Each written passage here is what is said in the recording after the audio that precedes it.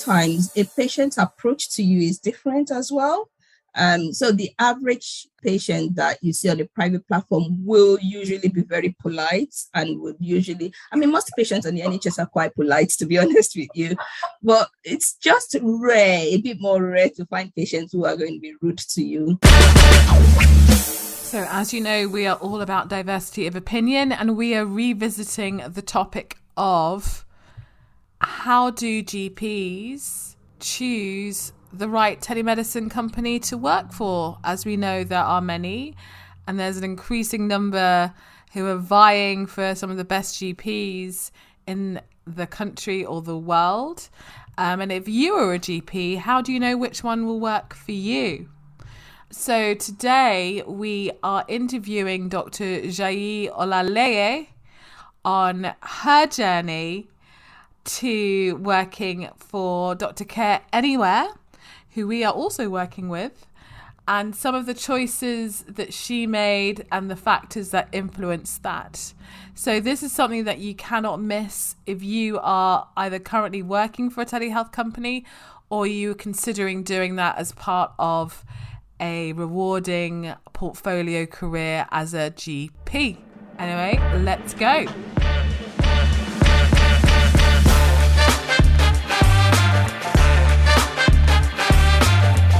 Let's face it, burnout amongst doctors is sky high, and we're actively seeking other ways to make the most of our transferable skills beyond the usual career pathways. Welcome to Disrupting Doctors' Careers. I'm your host, Dr. Abena Bubbers-Jones, and I'm on a mission to connect 1 million doctors across the world with the best in diverse career opportunities. So welcome back, everyone. We're going to continue our conversation about what do GPs look for in a telehealth company. And so this is all about diversity of experiences from GPs within their careers. And I'm really, really proud to introduce to you Jaiye Olaleye, who is a GP currently working for telecare Anywhere. This is an online telemedicine platform where they recruit a range of different healthcare professionals, but particularly GPs. And so we're going to hear about her experience moving from a sessional GP with telecare Anywhere to salaried and everything around that decision-making process. So welcome. Thank you, Abina. Thank you for inviting me over to talk about my experiences here today. Of course, highly valuable, and thank you for offering to speak. So let's get started. What were you doing before you moved into telemedicine? So, I'm just a normal everyday GP. So I've been a GP now for 11 years, I think. I finished in 2011. So I've always just worked in a traditional GMS practice, and I still do. And I managed to combine my NHS work with my private work at telecare Anywhere. And it's an interesting way to see what works in NHS and what works on a private platform. But yeah, I've managed to combine both quite nicely, and I quite enjoy what I do. Awesome. So I'd love to hear more about what made you decide to move into telemedicine from traditional GP practice. So that was it was a very interesting process for me, I must say. It wasn't an easy decision at all. It came about, if you don't mind me using the word disruption. So basically, podcast. I know. Yes, absolutely. So basically, my husband, who is also a medic, was going to travel to Australia to do his fellowship. So obviously the plan was we all go together. Well, I thought I couldn't really spend a year at home not doing anything. So I decided to look and explore telemedicine, which at the time was not very popular at all. Well, I just thought, you know what, let me just explore this a little bit. It might be, this was, we left 2019. Okay. I'm trying to think about the dates now. Because everything pandemic. It was definitely pre-pandemic. And this was me exploring like a year before we even left. So it was like a year pre-pandemic. So I looked at all the different options. And there was one of the forums I kind of joined about doctors going abroad for their fellowship.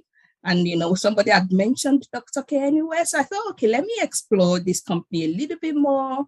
I read about them. I thought, okay, they sound interesting. Apart from them, I read about one or two other companies, but I don't know. I just got drawn to Dr. Care Anywhere for some reason. I can't really say what. It's nearly 3 or 4 years ago now. But anyway, as time moved on, the process of moving to Australia was quite hectic. So obviously, we got to Australia and I just pushed it to the side.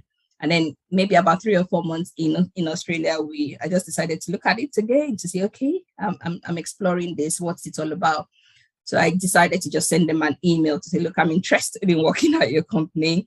Well, obviously, I'm abroad at the moment, but I'm quite keen to see what I can do whilst away abroad. And they sent me an email back saying, they don't take doctors who live abroad and all of that.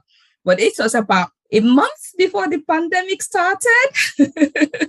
And a few weeks later, they sent me another email like, yep, they are recruiting doctors who are temporarily living abroad. I think at the time it was a pinch point. They really needed a lot of doctors.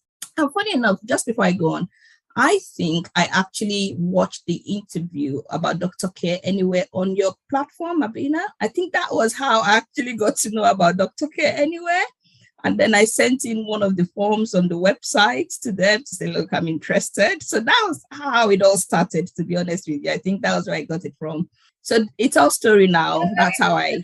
To check though, so it's quite interesting because, we have worked with Dr. Care Anywhere for a number of years. And so my question to you is, what was the impact of seeing their company and brand on medic footprints, like compared to if you didn't? Was there any kind of value add there for you? If you know what I mean. Yes, it made a difference to be able to see people behind it. So just putting a face to the people behind it, just watching the interviews. I can't remember the name of the lady, one of the lady doctors there who had done an interview, just looking at the video over and over. I went to their website, had a look at it again, read through.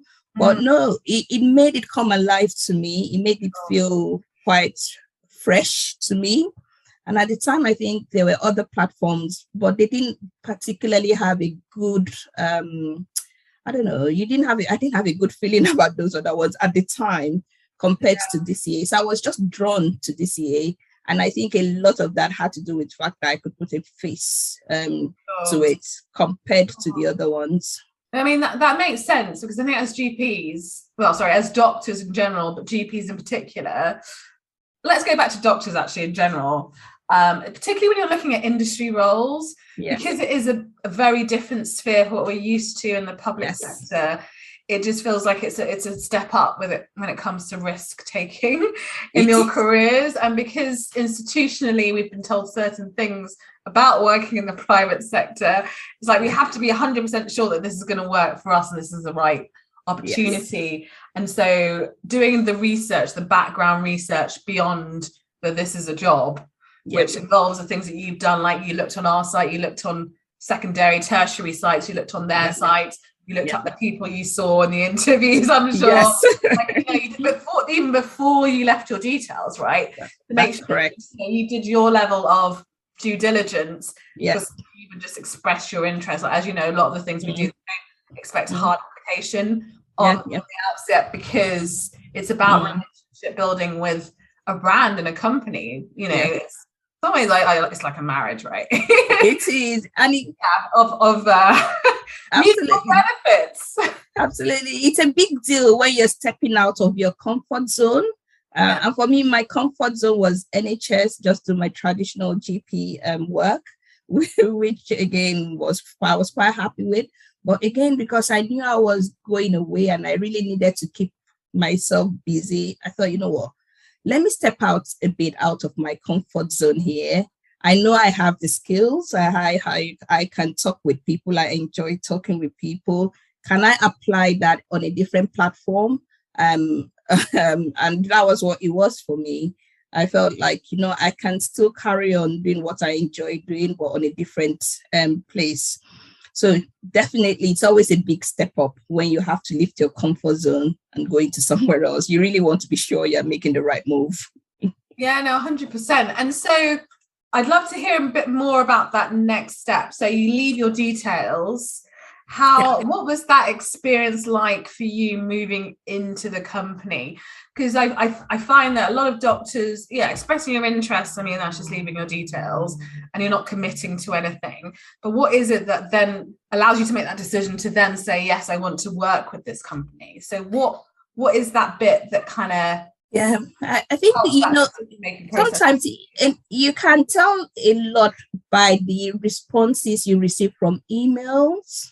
So for me, you send the first email and they respond, the tone of the email, you can almost tell, okay, what's going on here?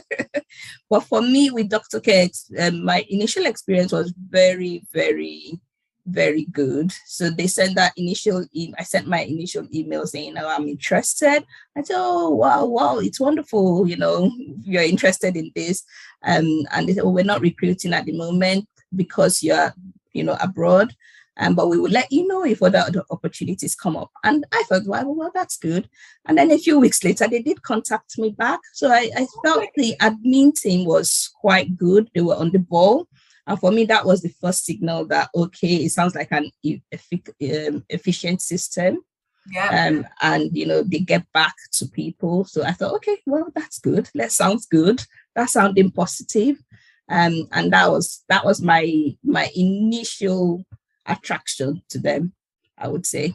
Okay, brilliant. And then moving forward.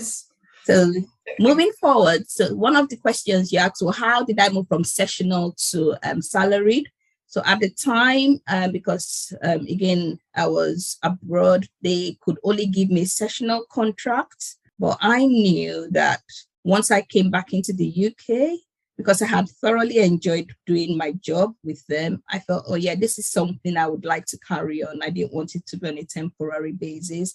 And again, they had so much flexibility about what I could do as a salaried. And I thought, okay, yeah, it sounds like I can carry on with my level of commitment to them without affecting anything else. Mm-hmm. So that was really good for me. And I also felt that in particular, the skills I had learned within a short space of time of maybe I think it was about maybe 3 or 4 months, was incredible. It was incredible. I could feel it in myself that, yes, I am not the same type of GP I used to be before. I felt my generally my communication skills on a virtual platform had improved really well. So I thought, yes, this is something I would like to carry on, and I'm sure it's useful to my NHS practice as well. And I just felt like, yeah, I want to carry with this. And then you seeing private patient, there's a kind of decorum that you have, you feel you and I thought, yeah, I like the way. Tell me about that, Jaiye. Like, I'd love to hear your thoughts on the decorum that you require of the private versus NHS. There's a kind of elegance you have to talk with. There's a kind of graceful way you talk, which I thought was really nice. And I wanted to carry that on, That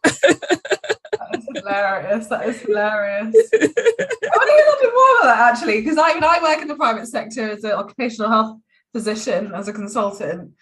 Do I treat them any differently? I don't speak to them any differently, I find. I mean, maybe someone objective can come and sit in on my clinical sessions and let me know.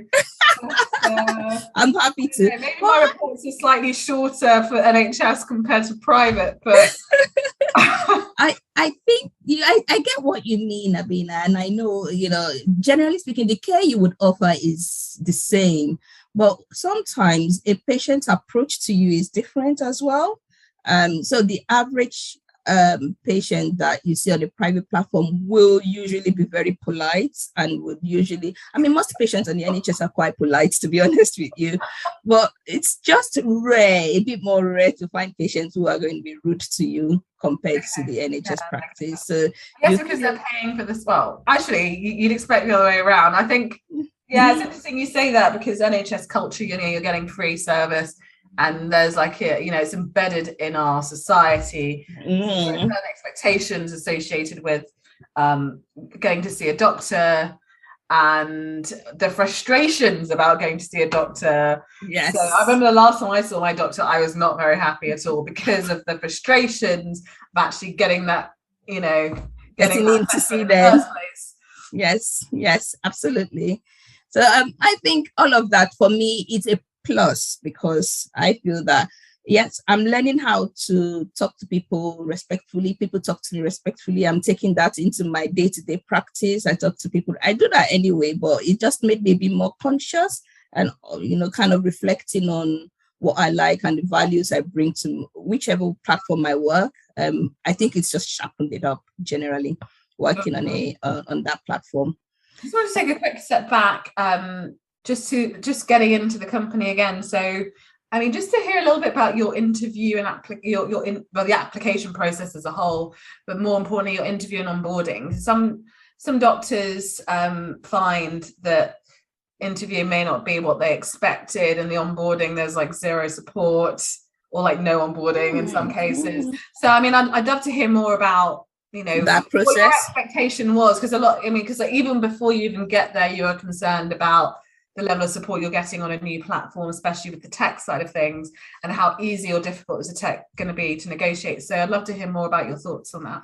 So I'll talk you through my interview and onboarding process. So my interview was, at the time, it was online, which was, again, very strange for me. It was a virtual interview, a Skype interview. It was an admin. It was just one person really that did my interview, compared to a normal interview where you have about 3 or 4 or 5 people interviewing you.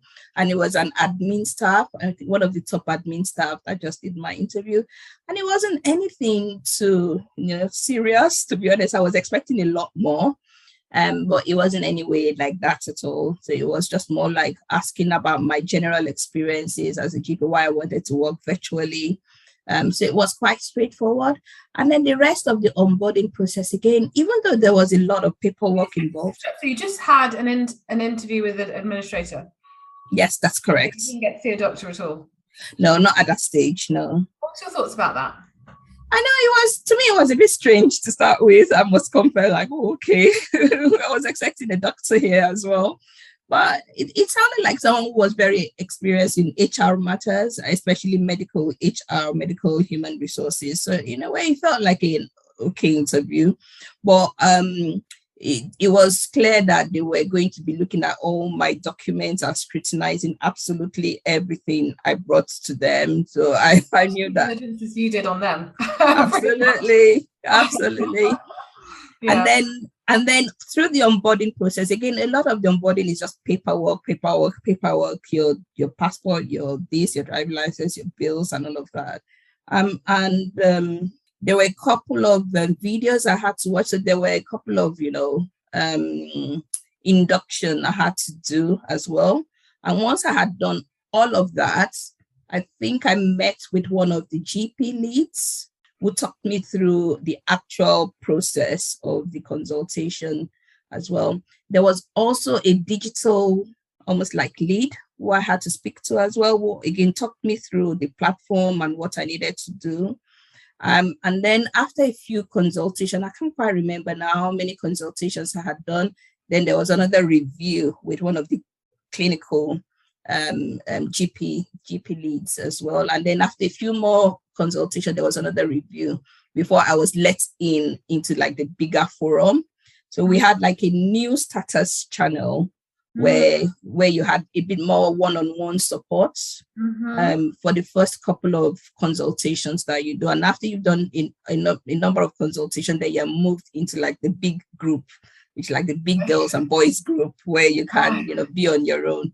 So overall, I think personally that was sufficient.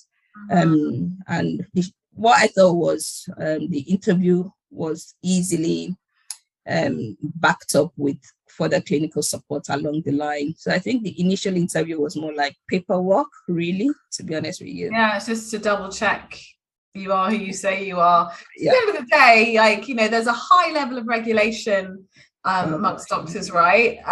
You know, we can't, it's quite difficult, especially post-shipment era. It's quite difficult to get around without the basics. Absolutely. And actually, your experience does echo some of mine, even working as a self-employed, where I have worked with in the private sector with other companies, not had an interview, just gone. Just started. No interview. We'll just see how you work. If you're tough, then you'll be gone tomorrow anyway. It doesn't matter. You know what I mean? And so it's a different kind of, not vibe, but process. Like there's an expectation that you will work at a certain level. If you can't work at a certain level, you'll be gone quickly, and those losses will be made up very quickly, right? Absolutely. And I think maybe that's one of the differences between the traditional GP practice and a bigger company like that. It's such a big company, and so many people work for them. And I suppose they have to make their processes so efficient, and they have to maximize the use of their GP or their clinical leads. And they kind of delegate other jobs to other admin staff who are actually quite trained in what they do, compared to a smaller practice where everybody really wants to know what type of doctor is coming into their practice. So they end up having like 2 or 3 partners interviewing you, just kind of sniffing you out in a way to see if you fit into their group. Yeah. Okay. And I mean, you've been with them for a number of years now. So I'd love to hear more about what's important to you when it comes to, you know, the decisions you make when in staying with a company. Like, what other things is important to you to kind of stick than twist? Because you've got loads of other options, right? You could literally move to any other company any day. I know. What keeps you there? So what keeps me there, I think number one for me is the flexibility. And I know this is what everybody will probably say, but for me, it's really important because I've got 2 young kids, and I really want time with them. And I don't want my afternoons to just be spent in an afternoon, you know, a long afternoon surgery every day. So for me, flexibility with choosing my shifts is really important for me. And also the fact that as a salaried there, I do have my fixed sessions every week. So actually, I'm able to have some continuity with the type of patients I see. Some patients can actually book ahead of time, so I don't miss that continuity because I can get it as a salaried working with them, because I have fixed sessions that I do. What else?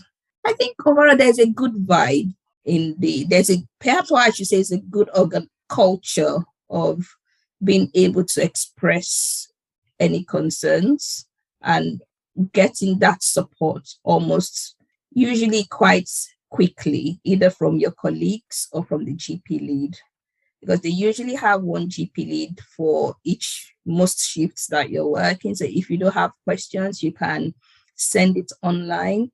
They have the GP leads, they have administrative support system, which is, I think it's quite efficient. To be honest, I haven't compared with other platforms, so it's a bit hard for me to tell. But overall, the flexibility and I think the support makes it work for me. Those 2 things are very important for me. Right. It's interesting because one thing you haven't mentioned is money. Well, yeah, you know what I mean? Like, at the end of the day, you know, I think also historically and traditionally, it's always been predominantly about the salary. But what we're seeing in the market more and more are the things that you've mentioned, which is you assume the salary is going to be good, right? Otherwise it's, you know, goodbye. And so actually the competitive point is not necessarily the salary offering, it's actually all the other things that you've mentioned. Yes. The flexibility, having continuity of care, culture is always really important, support, that kind of things. I mean, what are your thoughts on that? For me, to start with, money wasn't my attraction to it. So, for instance, when I started in Australia, I just wanted to do something and anything was fine by me. I just didn't want to stay at home. Obviously, I had to stay at home to do the job, but it was just a bonus for me because if anything, whatever they paid me, was doubled up in Australian dollars. So it was like, whoa. Oh, wow. So for me, it wasn't the big motivation to start with. It was just like, yeah, at least I have my own money now that I'm earning, and I don't have to rely on my, being a doctor, you do have a bit of a pride. You don't want to rely on people to be handing you money all the time. So it was just for me, yeah, at least I have a bit of pocket money now that I can call mine. And to be honest with you, if I had to look at the money, I probably would have stopped working there a long time ago. So it wasn't particularly the motivation. I thought I was going to learn a lot more working from a virtual company. I thought my skills were going to grow. I feel a lot more confident doing consultations now virtually on the phone, anywhere, a video platform, anywhere I'm happy to do. And I thought I really wanted to develop that. Yeah. So overall, I think I've gained a lot more working and going out of my comfort zone. I don't think I can't buy that with money anyway. That experience cannot be bought at all. So overall, the pay, I think, could be better. Well, who doesn't want more money anyway? Yeah, I mean, if the pay itself is a significant issue, then you wouldn't be having this conversation. But yeah, there are always like other important things that need to fit into your life holistically, other than just money. Yeah, absolutely. Especially with talent, and telemedicine is so competitive now when it comes to actually attracting GPs to a company. So that's really interesting. So I mean, stepping back, what top tips would you give doctors, GPs who are considering working for a telemedicine company? What steps would you encourage them to take before they make the final decision as to whether to take that leap? Yeah. So first of all, you've got to do your due diligence, research the company you want to work for. It's really important. You have to,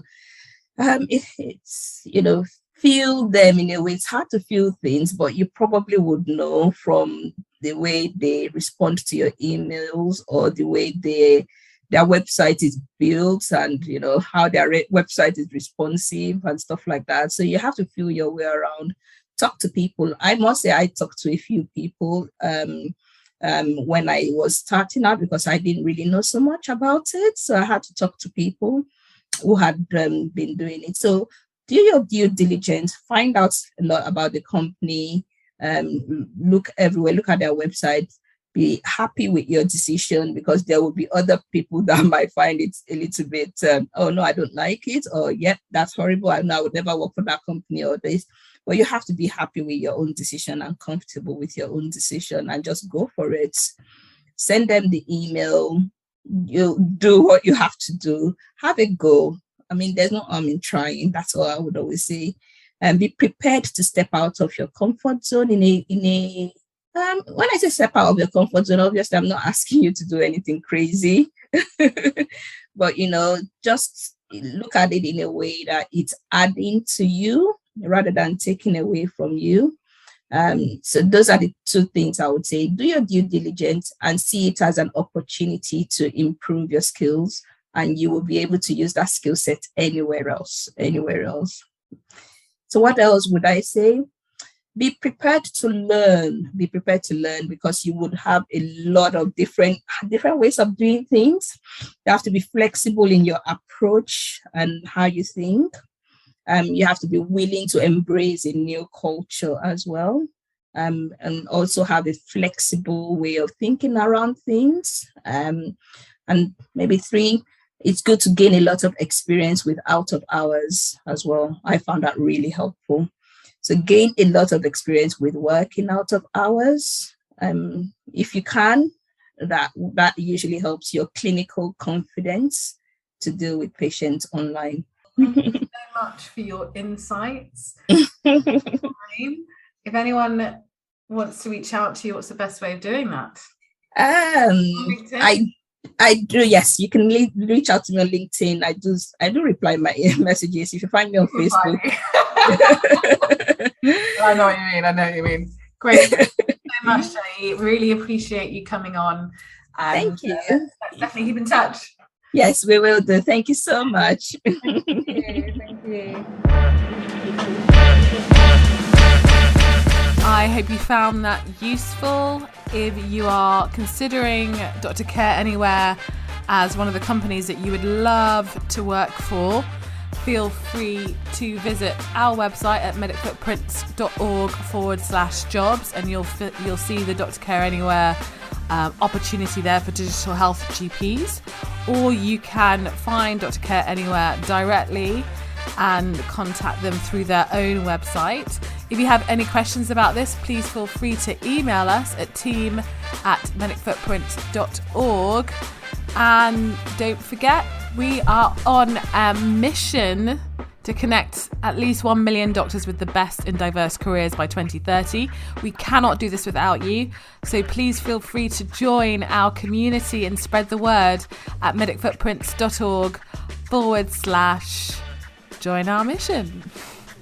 Anyway, take care until the next one.